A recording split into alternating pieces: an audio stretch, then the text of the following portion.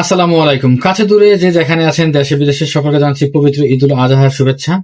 ঈদ মুবারক। পবিত্র ঈদ উল আজহায় সকলকে জানাচ্ছি প্রাণঢাল অভিনন্দন এবং শুভেচ্ছা।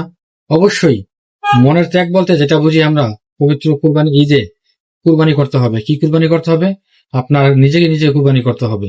খারাপ দিককে বর্জন করতে হবে, খারাপ দিকটাকে কুরবানি করতে হবে। কুরবানি মানে শুধু পশু কুরবানি করা সেটা নয়। কুরবানি মানে আপনার নিজেকেও কুরবানি করা, ভালো পথে নিজেকে এগিয়ে নেওয়া এবং খারাপ পথগুলিকে বিসর্জন দেওয়া।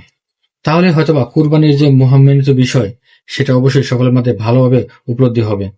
সকলে ভালো থাকবেন, সুস্থ থাকবেন। আর হ্যাঁ, অবশ্যই আপনি যে পশুটাকে কুরবানি দিচ্ছেন, এর সাথে অতিরিক্ত পরিমাণে কোনো জুলুম করবেন না। কারণ জুলুমকারীকে আল্লাহ কখনো পছন্দ করেন না। সুন্দর মতো গোসল করে সুন্দর মতো কুরবানি দেন। আপনার কুরবানিকে আল্লাহ তাআলা কবুল করুক। কারণ আপনার নিয়তটা যাবে, আর কিছু যাবে না। সকলকে পবিত্র ঈদুল আজহার শুভেচ্ছা। ঈদ মুবারক।